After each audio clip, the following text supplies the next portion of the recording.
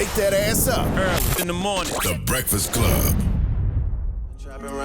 Morning, everybody. It's DJ NV, Charlamagne the Guy. We are the Breakfast Club. We have Monty Mills here. She's our guest host today. Good morning, Monty. What's up? Good morning. And let's get to some front page news.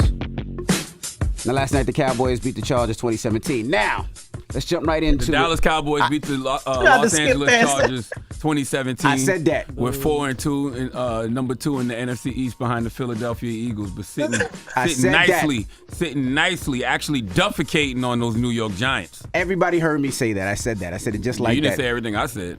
I meant it. All right, now let's jump right into it. Where we starting off? Good job trying to skip on by. Good morning, everybody.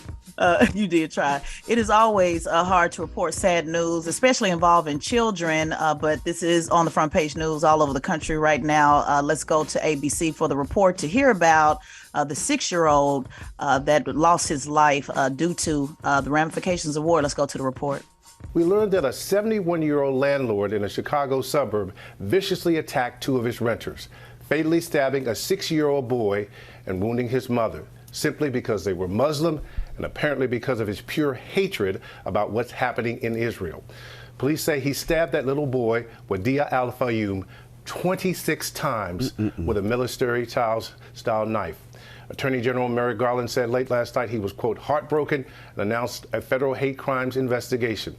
The FBI says the most immediate concern is that so-called lone wolves and other unstable individuals inflamed by the Israeli conflict will act out and harm whoever's near. I mean, it's horrible, which is why we have Jonathan Greenblatt and Mark Lamont Hill coming on this morning, because these are the kind of ramifications that are going to happen because of, what's going on in Israel and Gaza. So now, sad, again, man. Yeah, very sad story. And the 32-year-old mother, again, just to reiterate that, because I know he said it fast, she is still alive. She's in the hospital in serious condition and is expected to survive. And Joseph Chuba, that was the guy that murdered this little boy. He's charged with first-degree murder, attempted first-degree murder, 2 counts of a hate crime, and aggravated battery with a deadly weapon. Now, speaking of the war, just wanted to give another update. About 2,000 U.S. troops were told to prepare for deployment in response to the Israel's Hamas war. Let's listen to that report, then I want to give you some other information.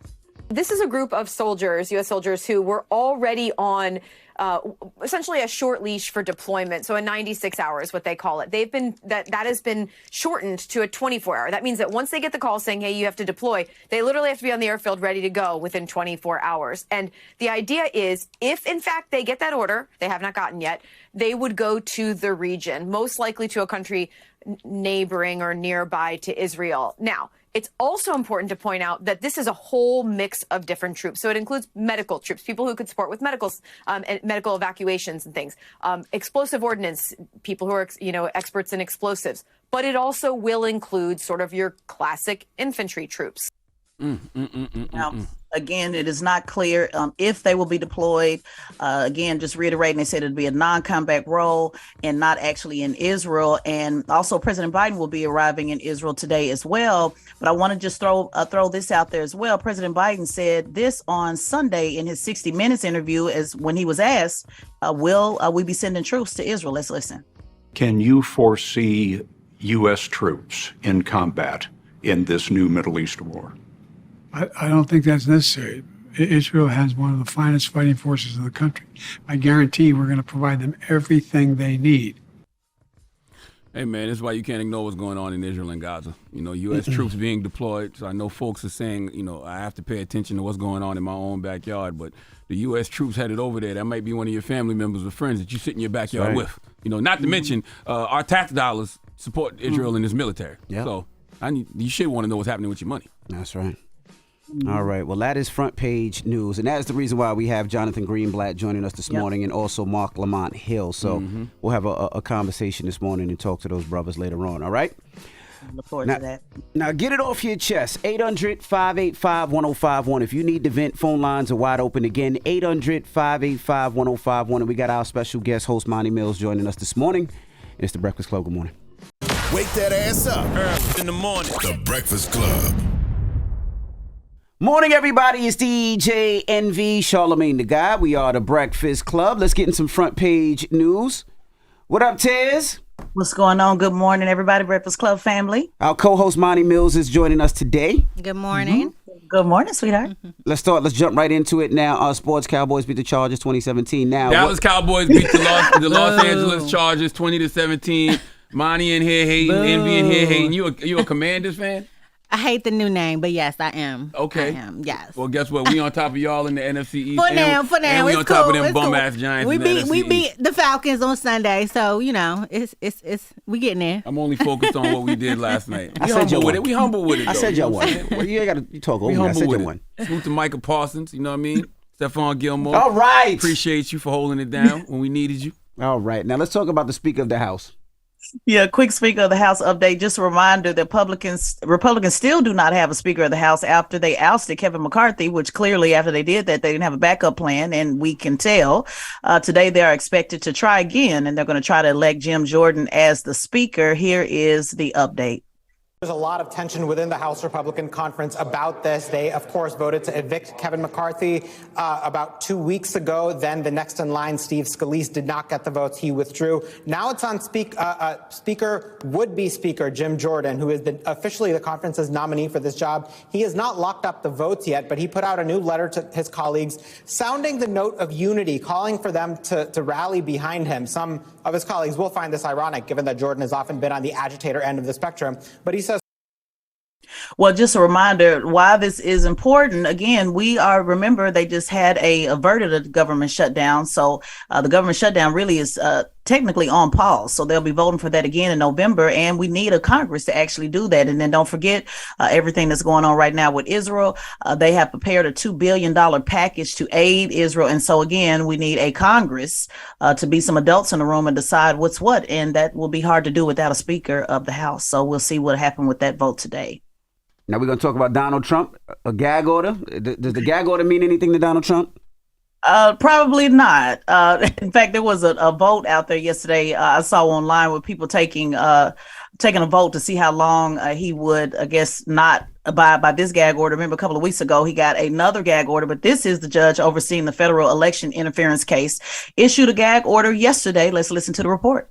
But in this case in Washington, D.C., he's made a series of attacks on special counsel Jack Smith and people who work for him and others involved in the case. And this hearing today was to decide whether the judge should impose a limited gag order. And at the end of 2 hours of arguing back and forth, she decided that she would do that. She's prohibiting former President Trump from maligning prosecutors and court personnel. It's not clear, by the way, if she included herself on that list. We'll find out when she issues the written order. And he's also prohibited from attacking witnesses in the context of this case. Isn't like his second gag order? Didn't he get a gag order a couple months ago? He already violated that one. I thought that was in New York. Yeah, it wasn't even a couple months ago. It was a couple weeks ago. Oh, okay. Yeah, back to back. He got the gag order. That was about him talking about the judge's staff. And so, because he had said that one of the staff members was dating Mitch McConnell, I believe. And so he got a gag order with that. This will be the second one that he got. And literally while he was in the hearing, he was posting about it. Literally while he was getting the gag order, he was talking, and he said the Trump gag order that the corrupt Biden administration is trying to obtain is totally unconstitutional. So he talked about the gag order again while he got the gag order. The judge went on to say that Mr. Trump can certainly claim that he's being unfairly prosecuted, but I cannot imagine any other criminal case in which the defendant is permitted to call the prosecutor deranged or a thug, and I will not permit it here simply because he's running for political office. Well, giving Trump a gag order is as pointless as giving Nick Cannon a condom. Like, Jesus. He going to ignore it. It means absolutely nothing to him, and none of y'all going to burn him for not using one.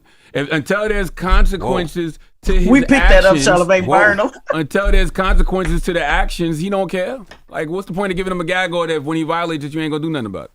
What's the point? And what is the consequence for violating a gag order? Like, if one of us regular folk was to get a gag order and we violated it, what would happen? I don't even know. What would happen? What's the legal consequence? Don't they lock you up?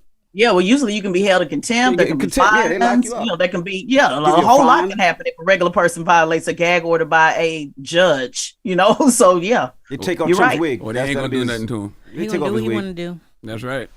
Mm-hmm. Well, one last quick update I wanted to give everybody because this is important. If you drive a Ford or Mercedes-Benz, I drive a Mercedes-Benz, but I don't drive this particular car. There is a recall. So if you're out there rolling right now, 230,000 Ford Explorers are now being asked to, get it checked out because they have a rollaway risk. And the Mercedes-Benz is recalling 5,326 vehicles of the 2022-2023 AMG SL55 and the AMG SL63. And they believe the starters and the alternator electrical wiring may not be in place. So if you're out there rolling any of those two vehicles, make sure you turn it in and get it checked out. Want to make sure you're driving safe. So I want to make sure everybody had that. 250,000 cars. That's a lot. That's a lot. Yeah, a 250,000 cars recalled. That's a whole lot. Well, what usually happens if one person gets into an accident with one of these cars and it finds to be a faulty part, it could be from that one car, but they recall them just in case to make sure it doesn't happen again. So they recall every cars from that year model. But like you said, yeah, you don't blame me. You want to make sure everybody's safe. And also, too, back to the Trump thing, I'm looking at it now. It says that if he was to violate the gag order, the judge could give him a stern warning, financial penalties, possible home detention, or even incarceration before trial. Yeah. They're not going to do none of that to Trump. Nope. None of it. Nope. None. Nope. I would like to see it, but it ain't going to happen. Not at all. All right. Well, that is front page news. Thank you, Tez. Absolutely. And make sure you follow at Tesla and Figaro on all social media platforms at Tesla and Figaro, and subscribe to this Great Shot No Chaser podcast hosted by Tesla and Figaro on the Black Effect iHeartRadio Podcast Network. All right. Now, when we come back, we're going to have a conversation with Jonathan Greenblatt. He's the director of the Anti-Defamation League. We're going to talk to him about everything that's going on with Israel and Palestine and Gaza. Palestine, that's right. And then next hour, Mark Lamont Hill will be joining us, Professor Mark Lamont Hill, and he'll be breaking it down as well. A lot to discuss, so keep it locked. It's The Breakfast Club on BET. Wake that ass up early in the morning. The Breakfast Club.